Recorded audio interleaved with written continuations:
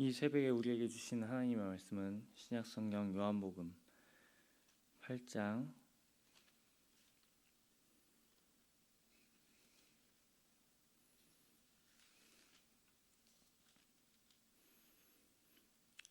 21절에서 30절입니다. 이 기록된 계시의 말씀을 교독할 때 살아계신 하나님의 음성을 들으실 수 있기를 바랍니다. 다시 이르시되 내가 가리니 너희가 나를 찾다가 너희 죄 가운데서 죽겠고 내가 가는 곳에는 너희가 오지 못하리라. 유대인들이 이르되 그가 말하기를 내가 가는 곳에는 너희가 오지 못하리라 하니 그가 자결하려는가. 예수께서 이르시되 너희는 아래에서 났고 나는 위에서 났으며 너희는 이 세상에 속하였고 나는 이 세상에 속하지 아니하였느니라. 그러므로 내가 너희에게 말하기를 너희가 너희 죄 가운데서 죽으리라 하였노라. 너희가 만일 내가 그인 줄 믿지 아니하면 너희 죄 가운데서 죽으리라.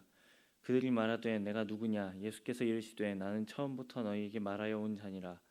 내가 너희에게 대하여 말하고 판단할 것이 많으나 나를 보내시니가 참되심에 내가 그에게 들은 그것을 세상에 말하노라 하시되 그들은 아버지를 가리켜 말씀하신 줄을 깨닫지 못하더라. 이에 예수께서 이르시되 너희가 인자를 든 후에 내가 그인 줄을 알고 또 내가 스스로 아무것도 하지 아니하고 오직 아버지께서 가르치신 대로 이런 것을 말하는 줄도 알리라. 나를 보내시니가 나와 함께 하시도다. 나는 항상 그가 기뻐하시는 일을 행함으로 나를 혼자 두지 아니하셨느니라. 이 말씀을 하시매 많은 사람이 믿더라. 이 말씀은 살아계신 하나님의 말씀입니다. 아멘.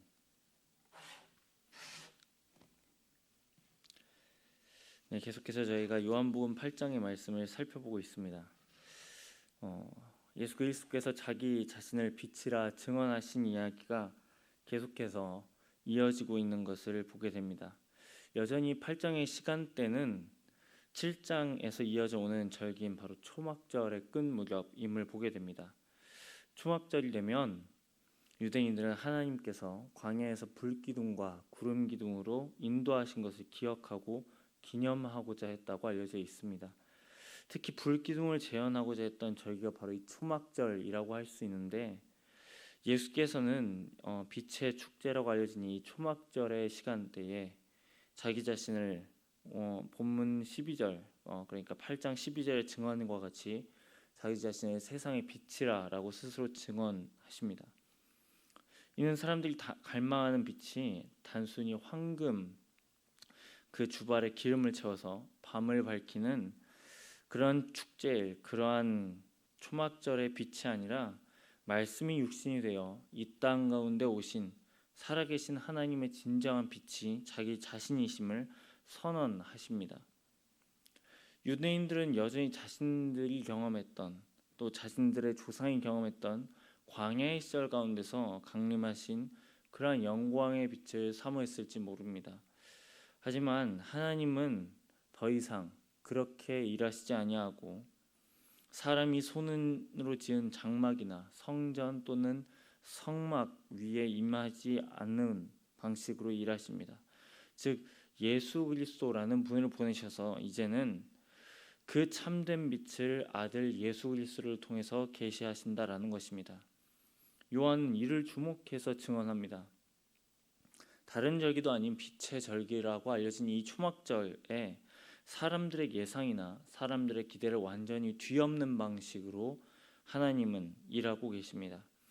오히려 유대인들이 예전의 일들의 향수에 젖어서 추억했을지는 모릅니다. 하지만 이 현장에 자신이 어떤 그것과도 비교할 수 없는 빛이라고 예수님은 참된 빛이라 스스로 증언하십니다. 만약에 예수님이 유대인들만을 위한 빛이다, 또한 이스라엘을 위한 빛이다 라고 증언했다고 한다면 이 유대인들이 조금은 납득하거나 조금은 더 호의적으로 동의했을지도 모릅니다. 하지만 예수님의 선을 살펴보면 예수님은 유대인들만을 위한 빛이 아니라 이 세상을 위한 빛이라 라고 말씀하십니다. 즉 예수 그리스도께서는 온 세상을 밝히는 세상의 빛이라 라고 자신을 나타내고 계십니다. 이는 7장에서도 보면 동일한 논리가 이어져 있습니다. 즉 7장부터 영원한 생수의 강이 자신으로부터 흘러나온다라는 같은 이치를 우리가 발견하게 된다는 겁니다. 유대인들을 사로잡는 기대가 무엇인지를 예수님은 잘 아셨습니다. 그리고 그 기대를 바로 세우고자, 바로 잡고자 예수께서는 분명히 이를 언급하고 계신다라는 것입니다. 유대인들의 조상들은, 그러니까 유대인들은, 출애굽기에 나온 사람들은 하나님의 기적적인 도우심으로 광야에서 생수를 받아 먹게 됩니다. 빛 역시 그렇습니다. 광야의 밤길을 걸을 때 하나님은 유대인들의 나아감과 또 물러섬을 도우시는 불기둥을 허락하십니다. 그런데 지금 이 기적이 자신들의 눈앞에 계신 예수 그리스도라는 분으로 성취되었다라는 것입니다. 이 말은 그들이 가졌던 생각과 그들이 가졌던 기대, 바람, 소망, 원함 등이 이 모든 것이 즉 예수라는 분을 통해서 새롭게 재해석되어져야 한다라는 걸 의미하기도 합니다. 왜냐하면 어둠에 있는 사람들이 진리를 깨닫고자 한다면 어둠 속에 계속 머물러서는 안 된다라는 겁니다.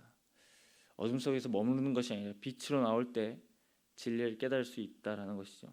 이런 의미로 본다면 우리가 읽지 않았지만 이어지는 9장의 이야기인 날 때부터 맹인이 되었던 이 사람의 이야기는 단순히 육신의 눈만 뜨게 된 이야기가 아니라 오히려 예수, 즉 참된 빛으로 오신 예수라는 분을 통해서 믿음의 눈을, 영적인 안목이 열리게 된 그러한 사람의 이야기로 이해하는 것이 훨씬 더 타당하다라는 것입니다.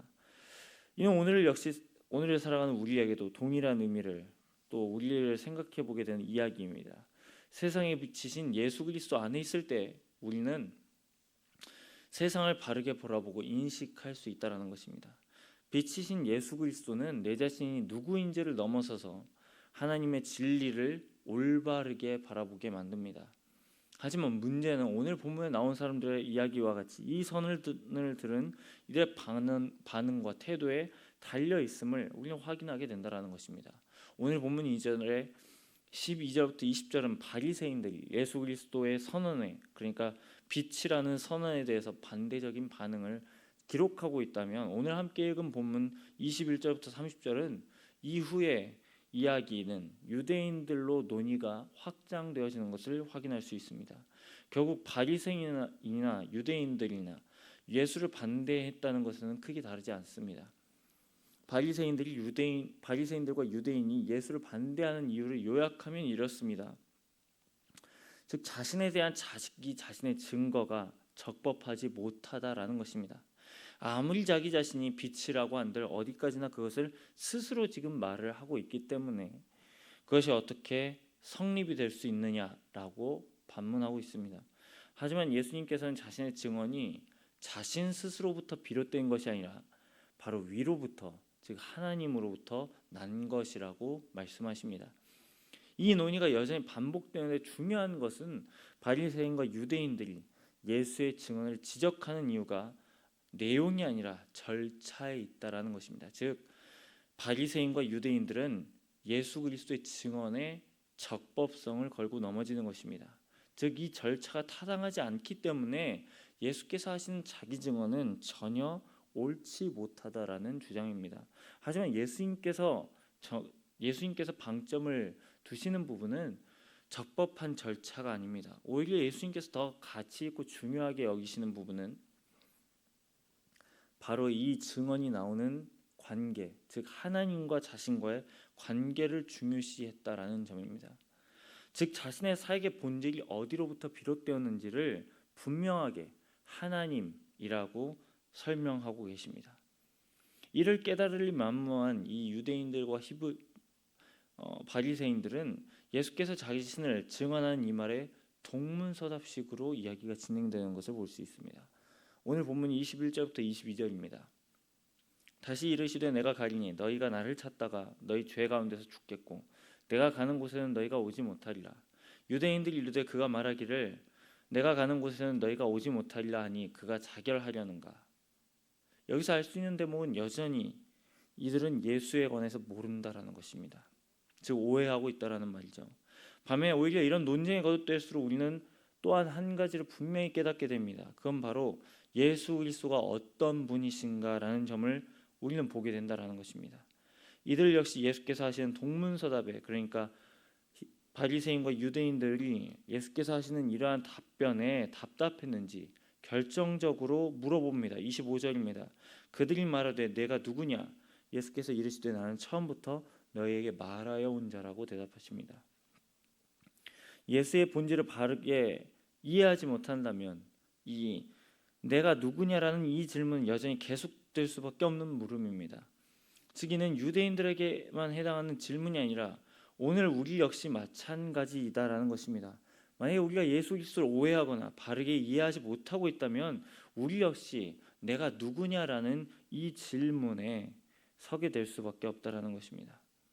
우리도 만약에 주님을 제대로 어떤 분이신지 알고 있지 못하고 한다면 또 성경에 계신 예수 그리스도와는 다르게 내가 만들어낸 예수를 주님이라고 착각한다면 우리 역시 영적으로 눈이 먼 사람임을 요한복음 9장의 이야기가 바로 우리의 이야기임을 알아야 한다라는 것입니다. 하지만 예수님을 바르게 아는 사람들, 그분의 죽으심과 다시 사심의 참 의미를 아는 그러한 자들은 주님이 걸어가시는 이 길이 얼마나 복되고 영광스러운 길인지를 깨닫게 된다라는 것입니다. 이것은 단순한 지식의 차이가 아닙니다. 그리고 이 지식은 영생의 분기점을 만들어내는 것을 우리가 보게 됩니다. 24절의 말씀입니다. 그러므로 내가 너희에게 말하기를 너희가 너희 죄 가운데서 죽으리라 하였노라.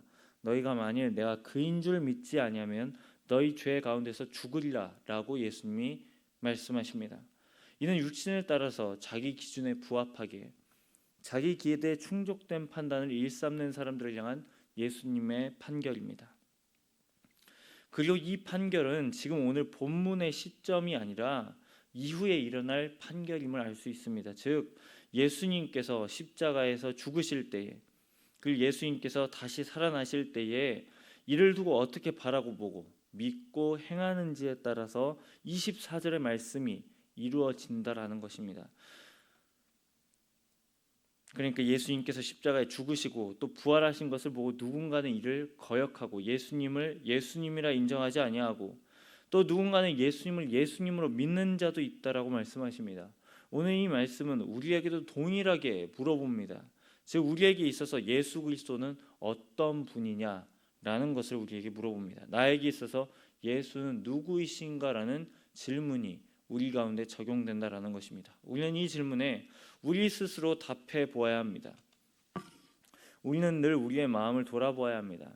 주께서 하신 말씀 앞에서 딱딱하고 굳어진 심령으로 인해 진리의 말씀이 분명히 우리 앞에서 계시됨에도 불구하고 여전히 완고하게 나의 고집을 여전히 나의 생각을 고수하고 있다면 내 자신을 이 말씀에 비추어서 돌아보아야 한다라는 것입니다.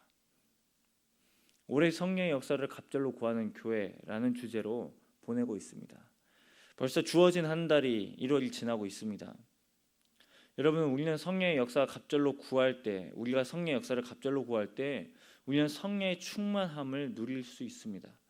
그렇다면 여러분, 성령의 충만함을 누리는 모습은 어떠한 삶의 모습일까요? 갈라디아서는 분명 우리에게 이렇게 제시합니다. 즉 성령의 9가지 열매가 맺히는 삶, 즉 예수 그리스도의 성품이 나날이 그분의 성품을 닮아가는 삶입니다. 사랑, 희락, 화평, 오래 참음, 자비, 양선, 충성, 온유, 절제가 충만한 삶입니다.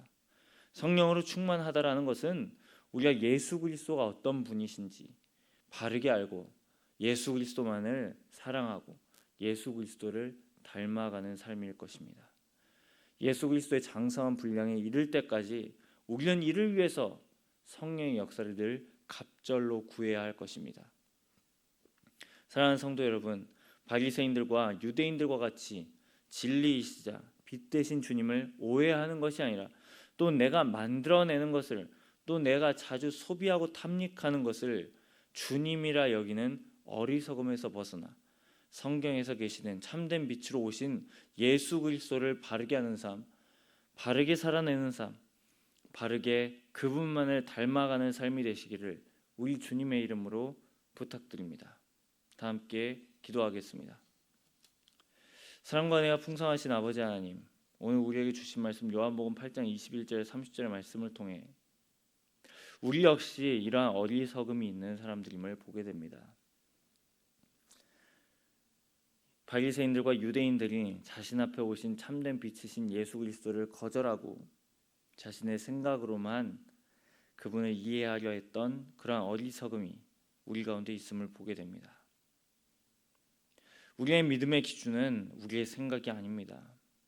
우리의 신앙의 판단의 근거는 내가 자주 소비하고 내가 자주 탐닉하는 것들이 아닙니다. 주신 말씀이 우리의 믿음을 새롭게 하고 주신 말씀이 우리의 신앙을 다시금 일으키는, 다시금 건강하게 하는, 다시금 주님의 뜻을 바라보게 하는 유일한 근거임을 저희들이 보게 됩니다. 하나님, 우리가 주의 주신 말씀을 늘 붙잡게 하시고 주의 말씀에 붙들림 바 되어서 우리의 믿음이 늘 새로워지기를 간절히 소망합니다. 올 한해 우리가 성령의 역사를 갑절로 구하는 교회라는 주제처럼 우리가 모든 삶의 자리에서 성령의 역사를 갑절로 구하게 하시고, 아버지 하나님, 우리가 성령의 아홉 가지의 열매가 늘 우리의 삶에 맺혀서 예수 그리스도를 담아내며 예수 그리스도의 장성한 분량에 이를 때까지 주님, 우리의 믿음을 새롭게 하여 주옵소서. 하나님, 우리의 믿음이 주님의 품에 안길 때까지 주께서 주신 믿음으로 말미암아 또 주신 말씀으로 말미암아 우리를 새롭게 하셔서 아버지 하나님, 이 세상의 어지러운 소리 앞에 우리의 눈을 들어 주께만 아버지 우리의 믿음이 고정되기를 간절히 소망합니다. 이 믿음에 힘이 있게 하여 주시고 그리스도의 예수의 날까지 이루실 것을 우리가 믿음으로 바라보게 하셔서 우리의 믿음이 주를 향한 마음이 날로 더욱 커지는 은혜가 우리 가운데 있게 하여 주옵소서. 명절을 보내고 있습니다. 귀성길에 아버지 하나님 우리와 동행하시고 모든 아버지 하나님 그 길을 복되게 하셔서 또한 삶의 여정에 다시금 우리가 돌아올 때에 주의 마음과 주의 뜻으로 우리의 삶의 자리에서 우리가 분별하게 하시고 이 어지러운 시국 앞에 법치가 무너진 이 어지러운 현실 앞에 주의 뜻이 어디 있는지 묻고 구하며 행동하는 자들 되게 하시고 주의 공의와 주의 정의를 닮아서 우리의 무릎과 우리의 입술을 사용하셔서 이 나라의 공의와 정의가 회복될 수 있도록 우리의 삶을 깨끗하게 하시고 순결한 그릇이 되게 하셔서 아버지 하나님, 이 어지러운 시절 앞에 그리스도인답게 하나님의 자녀답게 잘 살아낼 수 있도록 우리의 삶을 인도하여 주옵소서. 감사드리며 이 모든 것 우리 주 예수 그리스도의 이름으로 기도드리옵나이다. 아멘. 하늘에 계신 우리 아버지, 아버지의 이름을 거룩하게 하시며 아버지의 나라가 오게 하시며 아버지의 뜻이 하늘에서와 같이 땅에서도 이루어지게 하소서. 오늘 우리에게 일용할 양식을 주시고 우리가 우리에게 잘못한 사람을 용서해 준 것 같이 우리 죄를 용서하여 주시고 우리의 시험에 빠지지 않게 하시고 악에서 구하소서. 나라와 권능과 영광이 영원히 아버지의 것입니다. 아멘.